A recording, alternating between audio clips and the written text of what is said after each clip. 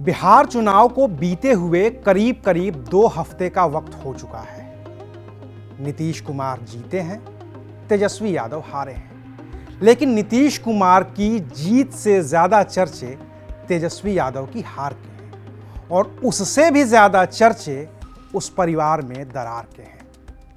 चर्चा इस बात का कि आखिर रोहिणी आचार्य क्यों भड़की, आखिर वो कौन सी लड़ाई है जो घर से निकलकर सड़क पर आ गई है और अब उस लड़ाई को लेकर जितने मुंह उतनी बातें हैं। कोई कह रहा है कि रोहिणी आचार्य की महत्वाकांक्षा इतनी ज़्यादा थी कि उसने परिवार में दरार डाल दिया।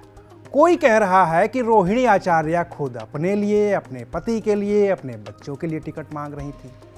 तो कोई कह रहा है कि इसके पीछे सिर्फ और सिर्फ संजय यादव का हाथ है। तो आखिर मसला क्या है? आखिर क्यों ये लड़ाई यहां तक आ गई? और उससे भी बड़ा सवाल कि जो लालू यादव हर बात पर इतने मुखर होकर के बोलते थे, वही लालू यादव अपने परिवार की लड़ाई पर इतने चुप क्यों हैं? इन सभी बातों को जानने समझने की कोशिश करेंगे, सारे सवालों को समझने की कोशिश करेंगे और इस समझाइश के लिए हमारे साथ मौजूद हैं एबीपी न्यूज़ के वरिष्ठ पत्रकार आशीष कुमार सिंह, जो पिछले कई साल से इस पूरे मसले को बेहद नज़दीक से देख समझ रहे हैं। परिवार के लोगों से भी उनकी बातचीत होती रहती है। तो हम जरा समझने की ये कोशिश करते हैं कि लालू परिवार में ये जो चल रहा है उसमें सच कितना है और झूठ कितना है। आशीष जी, शुक्रिया वक्त देने के लिए। Thank you. क्या है, रोहिणी आचार्य 5 टिकट चाहती थी 243 में से? नहीं, ये तो बिल्कुल ही मतलब आउटराइटली इसको मैं रिजेक्ट करता हूँ कि जब ये बात मुझे भी पता चली थी तो मुझे भी बड़ा आश्चर्य हुआ था, क्योंकि कुछ तो उस परिवार की सच्चाई मैं जानता हूँ और बड़ा सबसे ज़्यादा रिडिकुलस और हास्यास्पद तब लगता है कि लोग कुछ भी कह देते हैं। और मैंने तो ये भी देखा, अभी तुमने बोला नहीं कि वो अपने बेटे को राजनीति। हाँ, मैं वही करूँगा, अपने परिवार के लिए, पति के लिए, बच्चों के लिए। 3 बच्चे हैं उनके। हाँ।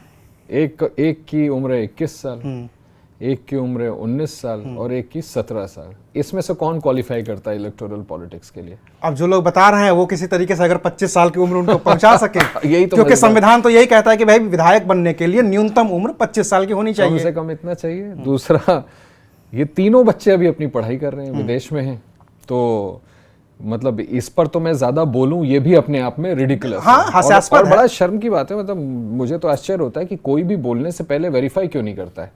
मतलब कुछ तो किसी से भी तो पता कर लो कि यार हम जिसके बारे में बोल रहे हैं कि अपने बच्चे को राजनीति में लाना चाहती थी, वो बच्चा उतना बड़ा है भी कि नहीं। अभी कुछ दिनों पहले तो पैर में उसके चोट लग गई थी। उनमें से एक बेटा बड़ा अच्छा सॉकर प्लेयर है, फुटबॉल, उसकी शायद छोटी सी माइनर सर्जरी भी हुई थी, but all 3 kids are studying, पढ़ाई कर रहे हैं। अब आ जाइए आप उनके पति पर।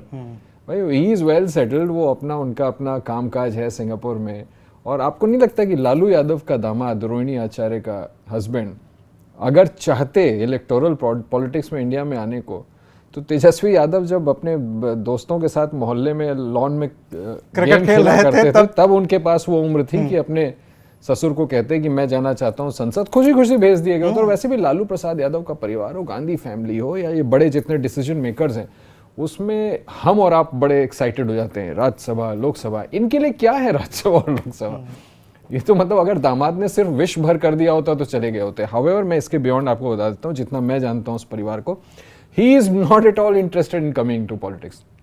राजनीति में आने का कोई दूर दूर तक इरादा नहीं। और विधानसभा तो खास तौर से नहीं, अगर होता भी तो चलो ठीक है, लोकसभा, राज्यसभा कोई मतलब भी नहीं है। अब ऐसा अगर आशय रहा हो, जो लोग बोल रहे हैं कि अपने समर्थकों, एक तो परिवार को इन लोगों ने घसीटा, तो मेरा ये क्लियर करना बड़ा जरूरी था। अपने समर्थकों, तो कौन समर्थक रोहिणी का, कौन सा ऐसा बड़ा नाम आया है अभी तक जो रोहिणी के, जिसको हम खबरों में फॉलो कर रहे हो कि उन्होंने लगातार मोर्चा खोला? कई जगह होता है ना कि आप बड़े पॉलिटिशियंस के खिलाफ। मैंने तो नजदीक से देखा, वो सहारनवाज का जब लोकसभा चुनाव लड़ रही थी तो गाड़ी की अगली सीट पे खुद रोहिणी आचार्य बैठती थी और पीछे सुनील सिंह बैठते थे, एमएलसी।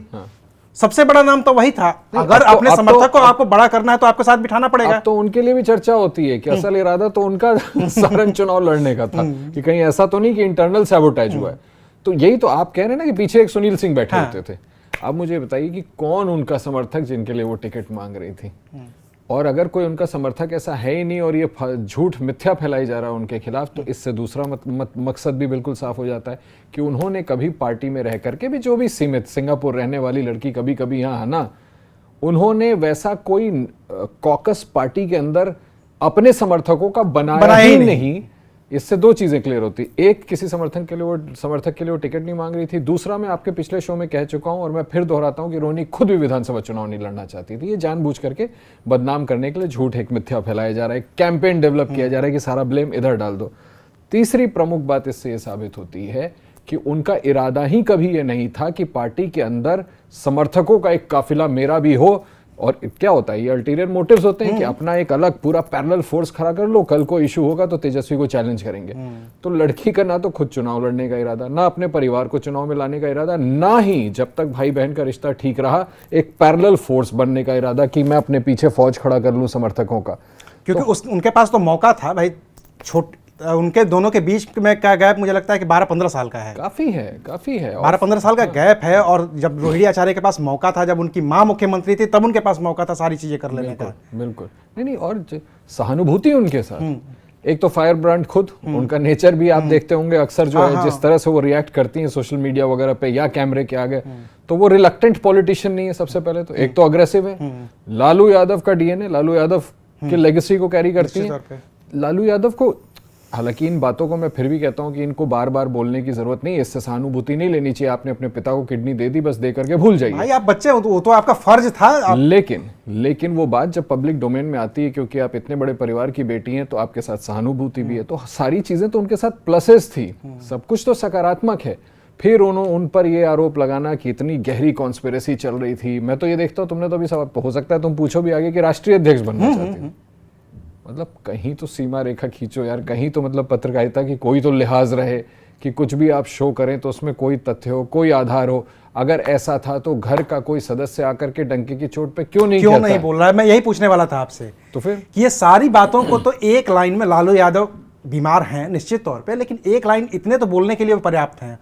वो जाते हैं मरीन ड्राइव पे घूमने के लिए, निकल भी रहे हैं, वो आकर के एक लाइन में बोलते, तेजस्वी को रोहिणी को दोनों का हाथ पकड़ा देगा, तुम दोनों भाई बहनों लड़ोगे तो मारेंगे 2 झापड़। पिता का ये अधिकार है, चाहे हम जितने बड़े हो। बिल्कुल, और पिता भी अगर उनके जैसा हो, और लालू जैसा इतनी स्ट्रॉन्ग पर्सनैलिटी जिसने भारतीय पॉलिटिक्स पर मतलब एक छत्र राज हुआ करता था उनका, ये एक लाजमी सवाल जरूर है जो किसी भी जर्नलिस्ट आवाम के मन में आएगा ही आएगा कि लालू जी कुछ क्यों नहीं बोल रहे हैं। उनकी सेहत थोड़ी खराब हो रही है, ये तो सभी लोग जानते हैं, उम्र बढ़ता जा रहा है। दूसरा, मुझे लगता है कि एक मजबूरी शायद उनके मन में होगी, कलेजा तो उनका भी भारी होगा, लेकिन मुझे लगता है कि वो इस संकोचवश नहीं बोल रहे होंगे कि भाई झगड़ा भी हुआ है तो उससे जिसको मैंने उत्तराधिकारी बनाया है, तो मैं कहीं बोल दूं तो पोजीशन वीक हो जाए। मुझे नहीं पता, लेकिन इन चीज़ों को चार दीवारी के पीछे सलटाया जा सकता था। इतना तो मेरे भी मन में प्रश्न आता है कि तुम तो एक कदम आगे जा रहे हो कि सार्वजनिक तौर पर आकर आप कुछ बोल करके क्यों नहीं इसको एक बार को निपिंद बट करते हैं। हमारे पिता, अगर मैं गलती कर दूंगा, अगर आज भी मेरे पिता के पास इतना है और वो हम हर पिता के पास वो अधिकार है, नहीं 2 झापड़ मारेंगे कि तुम ठीक से रहो। यही तुम्हारी वाली बात मैं कह रहा हूं कि कम से कम लालू जी ये कर सकते हैं कि दोनों को बंद कमरे में बिठाएं, दोनों को डांटे, झापड़ मारे चाहे जो मारे, उसके बाद जो बात अपनी जबान से नहीं बोल रहे वो तेजस्वी को इंस्ट्रक्शन दें कि अब जाओ सामने लोगों के और वहां जाकर के सच्चाई बताओ कि मेरी बहन पे लगा एक आरोप गलत है। क्या वजह है कि रोहिणी हर एक चीज पर रिएक्ट कर रही है और तेजस्वी खामोश? ऑब्वियस सी बात है, क्योंकि उनका उसका कॉन्शियस क्लियर है, और जो खामोश है उस पर मैं कोई आरोप नहीं लगाना चाह रहा हूं कि उनका कॉन्शियस क्लियर है कि नहीं है, लेकिन आप बिना मतलब का शंकाएं तो दिमाग में दे देते हैं ना। आप अपनी सगी बहन को लेके चुप हैं, वो सगी बहन जिसने किसी कारणवश कोई एक ऐसी भूमिका पर सवाल खड़ा किया था संजय यादव के, जो तेज प्रताप यादव काफी लंबे समय से कर रहे थे। भाई आप संजय यादव को ही डिफेंड कर दीजिए आकर के, तो दूध का दूध पानी का पानी हो जाएगा कि तेजस्वी यादव उस संजय यादव को डिफेंड कर रहे हैं जो संजय यादव बिल्कुल सही है। रोहिणी ने एक बात झूठ बोली, कुछ तो बोलो। और अगर रोहिणी की कही एक बात सच है तो ये आश्चर्यजनक है, ये शॉकिंग है कि परिवार का एक सदस्य, ना लालू जी, ना तेजस्वी, ना इनकी कोई बहनें आकर के सामने कोई नहीं आ रहा है। इस बात को स्वीकार कर रही हैं कि उसने कभी अपने लिए टिकट नहीं मांगा, उसने अपने किसी समर्थक के लिए टिकट नहीं मांगा, और फिर कौन से पेनिनसुला में ले जाकर के अपने 3 बच्चों को चुनाव लड़ाना चाहती थी जहां 25 साल का नियम नहीं लागू होता। तो मतलब बड़ी स्ट्रेंज चीजें है। लेकिन वही जैसे मीसा, मान लीजिए कि और जो बहनें हैं, राजलक्ष्मी हैं या दूसरी लोग हैं, वो पॉलिटिक्स में सक्रिय नहीं है, मीसा भारती तो है, सबसे बड़ी बहन होने के नाते उनके पास भी ये राइट है कि अपने भाइयों को ठीक करें, अपनी बहनों को ठीक करें, बोलें। वो भी नहीं बोल रही हैं, वो भी दिल्ली में है। या तो फिर परिवार में खटास इतनी ज्यादा बढ़ चुकी है जो हम और तुम प्रीवी नहीं है, जहां पर एक सदस्य दूसरे सदस्य के लिए बोलने से पहले ये सोचता होगा कि इसका कोई असर ही नहीं होगा। नहीं, मैं इसलिए मीसा भारती का नाम ले रहा हूं क्योंकि जब उस दिन रोहिणी आचार्य घर से बाहर निकली हैं और थोड़ी ही देर बाद बाकी सारी बहनें निकली हैं, तो खबर यही आई कि वो सारे लोग दिल्ली ही आए हैं मीसा भारती के बंगले पे, जो लोग नहीं, लेकिन वो शायद थोड़ा सा मिस रिपोर्टिंग थी। उसके 2 रोज बाद बाकी 2-3 बहनें पटना से चली थी, वो शायद मुझे लगता है मिस रिपोर्टिंग हो गई थी। चलो फर्ज कर लेते हैं कि उसमें से 2-1 बहनें आकर के यहाँ रह भी रही थी। यस, मीसा भारती सबसे बड़ी हैं। जो काम लालू यादव, राबड़ी देवी जी से हम एक्सपेक्ट करते हैं वो मीसा भारती से भी एक्सेप्ट। देखो, लेकिन ये थोड़ा सा अनरियलिस्टिक वो है, क्योंकि मीसा भारती जी का जो अभी तक का कंडक्ट है वो मैंने इतना ज्यादा मुखर नहीं देखा, इसलिए इस चीज को एक्सपेक्ट करके मैं उनके बारे में कुछ बोल जाऊं, उससे पहले मुझे इस बात का लिहाज रखना पड़ेगा कि वो बोलती नहीं है, सार्वजनिक तो नहीं बोलती, तो शायद परिवार में भी नहीं बोलती होंगी। और परिवार में नहीं बोलना, यस, हम और तुम क्वेश्चन रेज कर सकते हैं कि आप तब तक नहीं बोलती थी तब तक ठीक था, अब तो आपकी इमीडिएट छोटी बहन को बदनाम किया जा रहा है, सबके सामने सरेआम उन पर कोई भी लांछन लगाए जा रहे हैं। कम से कम अब बोल दो, कुछ नहीं तो एक ट्वीट करके सच्चाई रख दे कि कम से कम मेरी बहन पे लग रही है आरोप सारे गलत है। क्यों नहीं कर रहे लोग? Comes across as shock to me. इसीलिए तुमने पूछा तो मेरा भी बताना बहुत जरूरी है कि जितनी सीमित मैं जितना जानता हूं इस परिवार को, कम से कम इस बात को आप कंप्लीटली राइट ऑफ कर दीजिए कि उन्होंने अपने लिए 3 लोग या 5 लोग किसी के लिए टिकट मांगा था। क्योंकि अभी आपने भी देखा होगा और पूरी दुनिया ने देखा है, अभी कल सैफई में एक शादी हुई है, मुलायम परिवार में एक शादी थी, मुझे पता है, और 2 लोग बिल्कुल अलग अलग पार्टियों के, अखिलेश यादव डिम्पल समाजवादी पार्टी के सर्वे सर्वा हैं, अपर्णा यादव उनकी जो छोटी बहू है वो भारतीय जनता पार्टी की सदस्य हैं। लेकिन जब वो सब लोग मिलकर के एक परिवार में आते हैं तो मैंने देखा प्रतीक को और अपर्णा को कि वो अखिलेश यादव के पैर छूते हैं और फिर खड़े होकर के दोनों लोग बहुत अच्छे से बात कर रहे हैं, विचारधारा बिल्कुल अलग, एक ही परिवार के लोग, बहुत टूट फूट भी हुई थी, बहुत खटास भी हुई थी, लेकिन ऐसी बातें कभी सामने नहीं आई। अभी तो किसी ने किसी दूसरी पार्टी ज्वाइन नहीं की, रोहिणी आचार्य का दूर दूर तक इससे कोई बातचीत नहीं हो रही है, इसके बावजूद इतनी खटास। एक ये उदाहरण तो हो सकता है ना मुलायम परिवार वाला। बिल्कुल बिल्कुल बिल्कुल सही बात है, नहीं उदाहरण है, बिल्कुल देखना समझना चाहिए। लेकिन मुझे ऐसा लगता है ना कि देखिए क्यों लालू यादव के परिवार की बात पब्लिक डोमेन में आ गई, खटास ये वो 50 चीजें हुई होंगी, लेकिन पता नहीं है ऑफ रिकॉर्ड ऐसी जानकारी अभी तक मेरे सक्रिय पत्रकारिता के जीवन में, आपके अभी तक के सक्रिय पत्रकारिता के जीवन में हमें ऑफ रिकॉर्ड भी ये जानकारी नहीं मिली कि जिन जिन दूसरे परिवारों में इस तरह के विवाद हुए, बाद में उनमें बिखराव भी हुआ, उसमें घर की बेटी या बेटे पर किसी ने चप्पल उठा करके मारने की कोशिश की हो। तो वो क्या हुआ कि ये एक ऐसा इंसिडेंट हो गया, शायद ये भी पर्दे के पीछे रह जाता। ऐसा तो है नहीं कि विवाद पहली बार हुआ होगा यादव, ये तो एकदम it came to the brink of parting ways. तब हमको पता चला कि यार इतना बड़ा हो गया। हाँ, गुस्से में, निराशा में दिल टूट गया, जो रोहिणी ने सोशल मीडिया प्लेटफॉर्म पे डाल दिया कि मुझ पर तो चप्पल तक उठाने की, या जो भी उसने लैंग्वेज का इस्तेमाल किया था।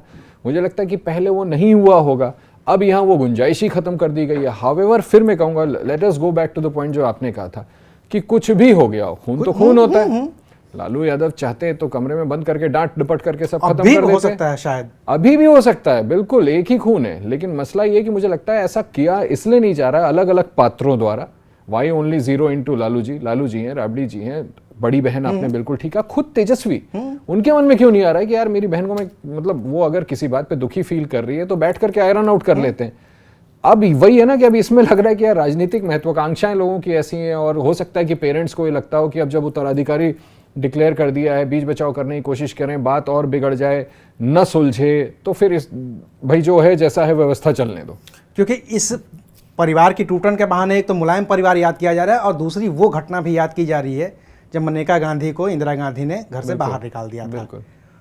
उस घटना के भी लोग गवाह रहे हैं, उस घटना के भी लोग साक्षी जो लोग हैं वो अब भी हैं, वो भी बताते हैं। लेकिन आज की डेट में भी हम लोग जब देखते हैं उन परिवारों को भी, खासतौर से वरुण गांधी को, राहुल गांधी को, एक दूसरे से मिलते हुए तो देखते ही हैं। ये वाली नौबत तो कभी उस समय भी नहीं आई थी, जबकि उस समय तो सब लोगों ने देखा कि घर से निकाला जा रहा है, हाँ। छोटे वरुण मनेका की गोद में हैं, सारा सामान बिखरा पड़ा है, बातें हुई, लेकिन समय के साथ वो बातें खत्म भी हुई और संबंधों में भी स्थिरता थोड़ी बहुत आई, भले ही दोनों के रास्ते अलग हैं।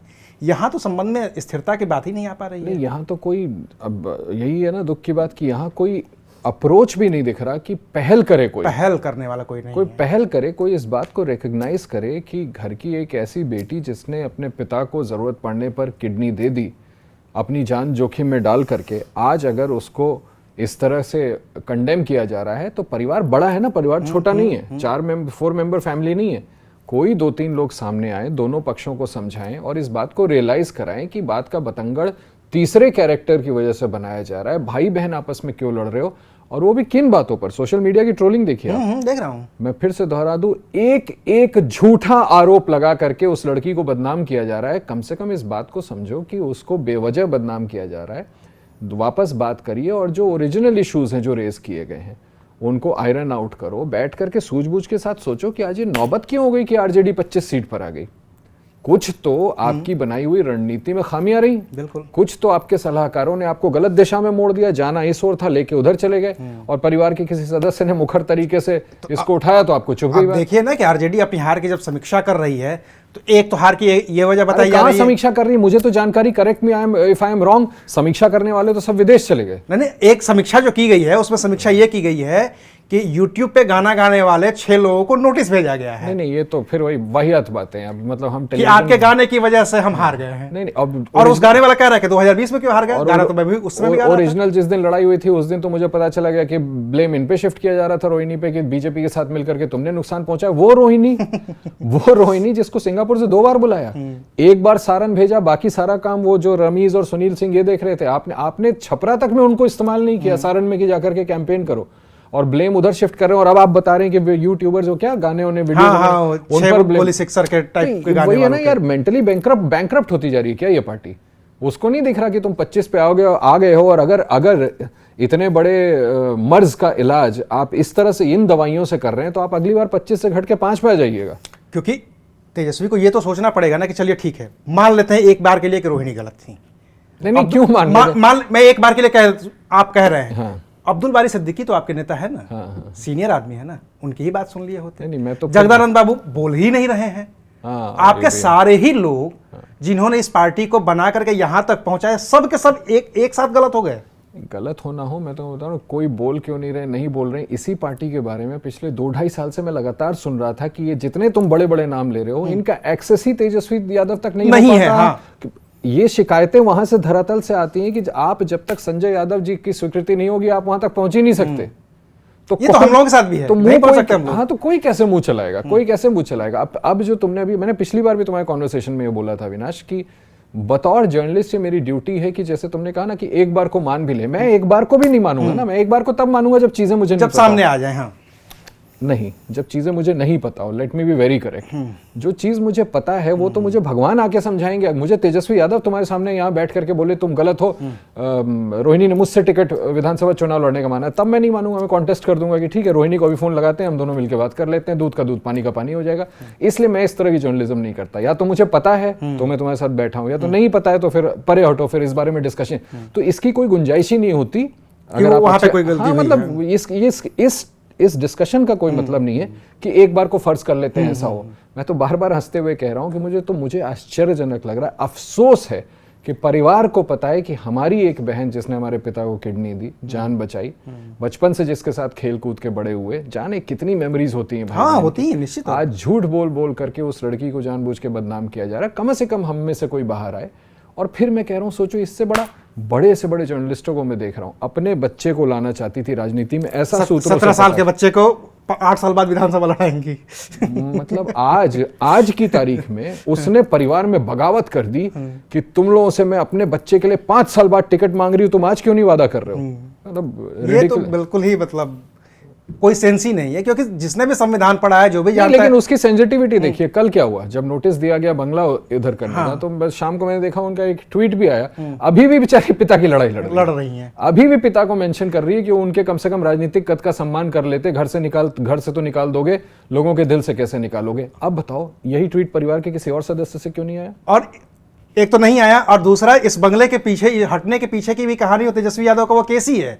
हाँ, जब वो डिप्टी सीएम थे, एग्जैक्टली, और उनको बंगला चाहिए था देश रत्न वाला, तो उनके मुकदमे की वजह से ये सब हुआ है, नहीं तो नीतीश कुमार ने तो दे ही दिया था। फिर मैं कह रहा हूं कि क्या मुद्दा था, क्यों ये बंगला हाथ से जा रहा, उसको तुमने मेंशन कर दिया। Point to be noted here is कि फिर वही सदस्य सिंगापुर से बैठ करके ट्वीट कर रहा है, और कोई नहीं, और किसी को परवाह नहीं है। तो कम से कम कोई तो हो जो आकर के पब्लिकली सच्चाई ही बोल दे। और जब तक सच्चाई नहीं बोलोगे ना, तब तक फायर फाइटिंग हो नहीं सकती। Every problem has got a solution if you can only find it. मुझे तो लगता है कि यहाँ सोल्यूशन ढूंढने का जानबूझ करके इसको अवॉइड किया जा रहा है कि जैसे सोल्यूशन की तरफ बढ़ेंगे, दूध का दूध पानी, पब्लिक डोमेन में सच्चाई आने ही मत दो, होने दो इसको बदनाम, ऐसा मुझे लगता है। पता नहीं क्या अल्टीरियर मोटिव है। चलिए, क्योंकि ये परिवार की लड़ाई है और इसको डिसाइड करना, इसको ठीक करना परिवार के मुखिया की ही जिम्मेदारी है। जाते जाते लालू यादव के लिए एक मैं शेर पढ़ देता हूँ कि दिल के फफूले जल उठे सीने के दाग से, इस घर को आग लग गई घर के चिराग से। इस आग को बुझाना भी उस घर के चिराग की ही जिम्मेदारी है और इसकी सबसे बड़ी जिम्मेदारी लालू यादव के पास है। शुक्रिया, आप देख रहे थे एबीपी लाइव।